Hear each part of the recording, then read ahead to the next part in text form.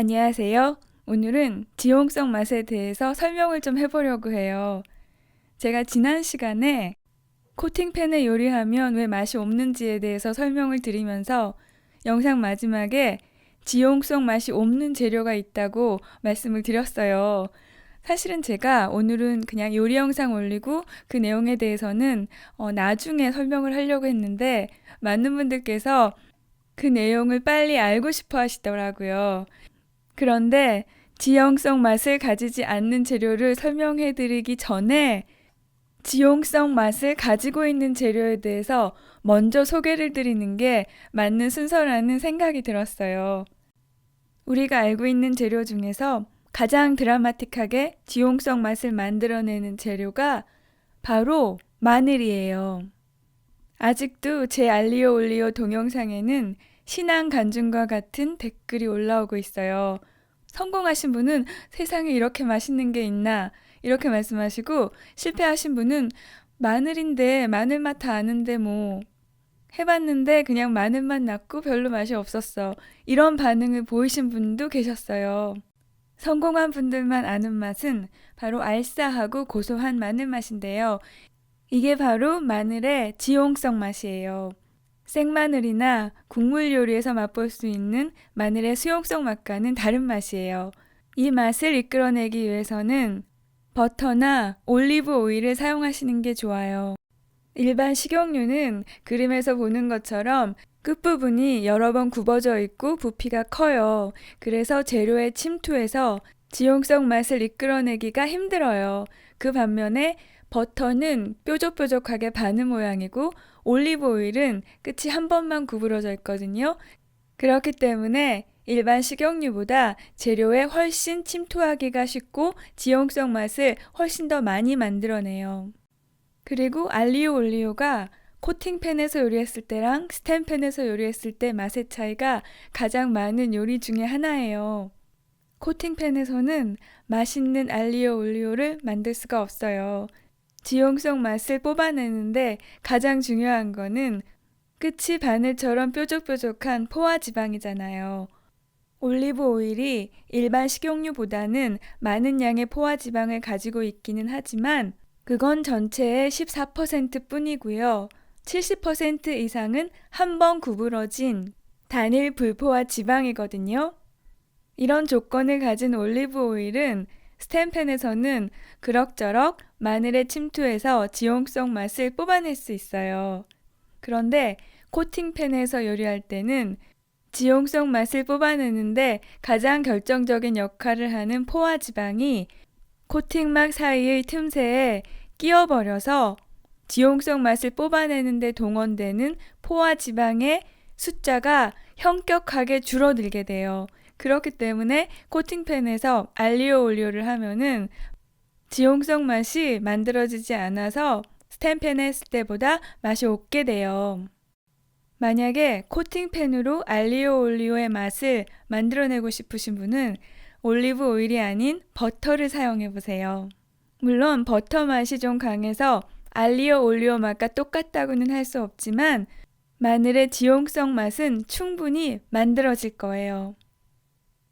아직도 마늘의 지용성 맛을 접하지 못하신 분은 이제 원리를 아셨으니까 집에서 꼭 한번 해보세요.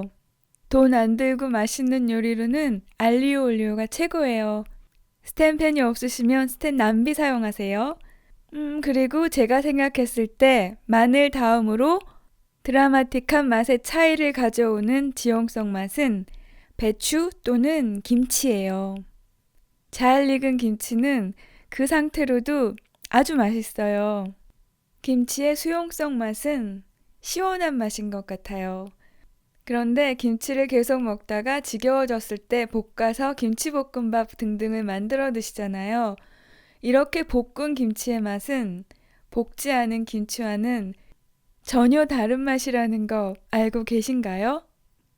김치에 들어있는 재료 중에서 배추 그리고 고춧가루는 기름과 볶아주면은 아주 풍부한 지용성 맛을 만들어내요.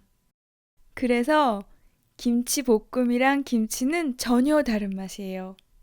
김치찌개나 김치찜에 들어있는 김치도 생김치와는 전혀 다른 맛이에요.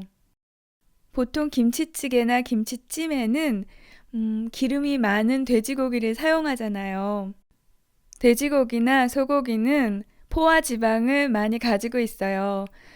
이 포화지방들이 김치의 배추랑 고춧가루에 침투를 해서 지용성 맛을 뽑아내는 거예요. 여기에 들어가는 고기는 기름기가 많으면 많을수록 지용성 맛이 많이 만들어져서 더 맛있어요. 김치찌개나 짬뽕 같은 거 아주 맵게 드시면은 물을 아무리 마셔도 해결이 안 되잖아요. 우유 드셔야 되잖아요. 왜냐하면 바로 그 맛이 고춧가루의 지용성 맛이기 때문이에요. 김치를 만드는 게 바로 배추잖아요. 배추 역시 지용성 맛과 수용성 맛에 아주 큰 차이가 있어요. 생배추 또는 절인 배추의 맛을 기억하고 계시죠? 그런데 이렇게 전을 만들어주면은 전혀 다른 맛이 만들어져요. 여기까지만 보시면은 하얀색 채소는 다 지용성 맛이 있구나 이렇게 생각을 하실 텐데요. 지금 보시는 무 같은 경우는 지용성 맛을 거의 가지고 있지 않아요.